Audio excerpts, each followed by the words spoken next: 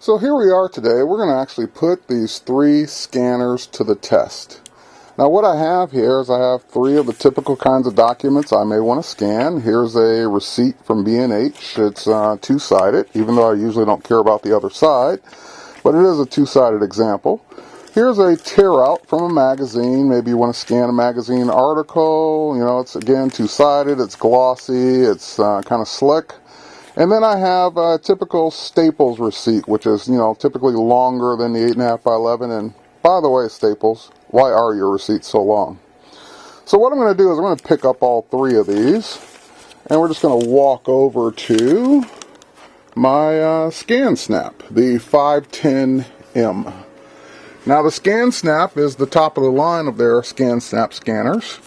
And of course, as I wrote in my review that you saw, it's the fastest. So here's the thing, it's got a document feeder, which I can go ahead and put a couple of pages in if I need to. Let's go ahead and make that a little bit wider there. And I can't, actually, better if I go ahead and put them both in at the same time. Let's do that. But here's the problem, they're not the same width. As you can see, the magazine article is not as wide as the 8.5 by 11 receipt. So let's see what happens when we do that.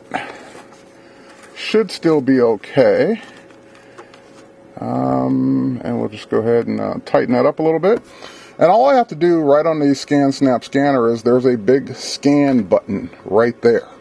So if I just press the scan button, that will activate the scanner and the software on my computer and automatically start the scan. So here, let's press that one time. And I hear the scanner kicking in. And here comes the first sheet. And there's the second sheet. And what it's doing right now is it's processing that information right on my computer. Now it's already done the scan. The PDFs were there instantly the minute it did the scan. What it's doing right now, and the only reason there's processing going on, is the Abby Fine reader that comes with SnapScan for the Mac is doing the OCR for it. So it's actually now converting that into a searchable PDF. And there's my scan. So I can see it. Here we can go ahead and flip through the pages. I don't think it grabbed that last document actually, but there it is. It's gone ahead and scanned it and OCR'd it in the background. So now, what does that process look like on the other receipt that we have, the smaller one? So let's go back over to the scanner, and we'll just go ahead and push that in. And I love the fact that the scanner is very flexible, meaning that it really doesn't care what type of document you're scanning. As long as you can get it in those guides, you're all set. So once again, we'll hit the scan button. And there it comes through, and you can just see how fast that is in real time. There's my Staples receipt. And again, if I flip over to the next page, there's the other side of that receipt. So as you can see, the 510M is a very fast scanner that scans color, double-sided, very quickly, 50-page document feeder. This would be the way to go for volume scanning. Now let's take a look at the S300M, the Scansnap S300M. And as you can see, it's a much smaller scanner, taking up a little bit less desk space.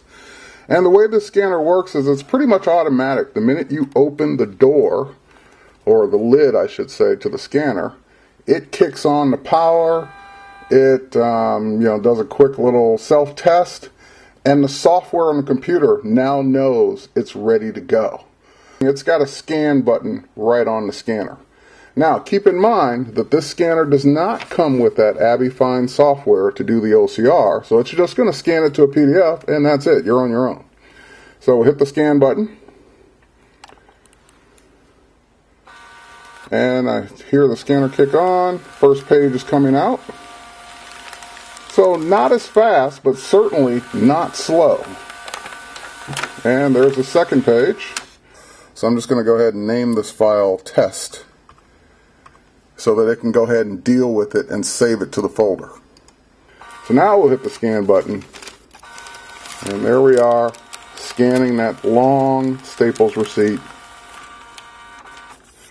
And again, because I have the software set to ask me what to do with it once it scans it, and my choices are scan to a folder, scan to email, scan to my printer, or in my case, scan to a photo, which is on this computer. But I'm just going to go ahead and say scan to a folder.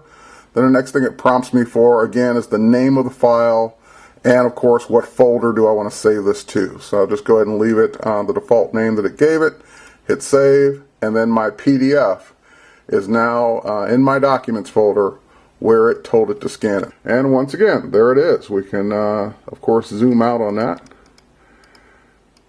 And we can see that it scanned the entire thing, and it also scanned the other side of it as well. So that is the 300M. So you can get an idea of the speed of it. Is not as fast as the 510M, but certainly fast enough since it's doing double-sided scanning in black and white or color. And lastly, we're going to take a look at the Neatreceipts Scanner. So as you can see, this scanner is much smaller than the other models. One cable for USB power, and basically just a straight through feed. So there's no document feeder, so you don't get the advantage of being able to put, 10 to 50 pages in it. And I just put it in just a little bit, and the scanner just, pulled it in or tugged it in. Now at this point, I have buttons right on the top that I can just go ahead and scan directly to PDF or scan into the software. Or I can actually go to the software itself and tell it what kind of scan I want to do. So I'm just going to go ahead and choose scan this as a receipt, since I've already got my defaults there, and it knows what I want for a receipt scan, which is basically black and white. Now, as you can see, the speed is nowhere near as fast as the SnapScan, but if you're not doing a large volume of scans, it's probably fast enough. Now, the other thing I need to point out is that it only scanned the front side of this.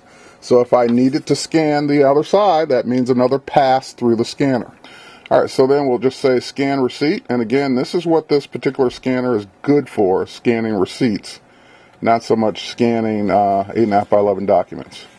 So there it is, it's pulling that receipt through, going a little bit faster than, of course, the 8.5 by 11 document. And you got to remember, this is like worst case scenario receipt where the thing's like a mile long. Again, Staples, why are your receipts this long? Let's save some trees. Okay, and it's come out the other side now. And once again, the software is doing the processing. So we can see that it's now performing the OCR on it. It's already cropped it down. Didn't matter if it was straight or crooked, it will figure all that out. And there we are. That's the part I love right there, is that it starts to fill in those boxes for me. So it shows the date, the amount I spent, even what credit card I charged it to, sales tax. You get the idea. It's done the whole thing for me. So now I would just, and by the way, it's even gone ahead and filed it down here in the software, so it knows that it was a Staples receipt along with all my other receipts. So that's the thing I love about scanning with the Neatreceipts Scanner when it comes time to do expense reports. This scanner is just simply the best for doing receipts because of the software, not so much because of the scanner. So that's it. Just wanted to give you a quick rundown on what these three scanners, or how these three scanners work, and that way you could see for yourself what the speed is like, or lack thereof. And again, keep in mind, the scanner is only doing single-sided. So in both of those cases where I scanned or all three of those cases where I scanned, I only got one side. So I'd have to run them through again to get the other sides of those documents.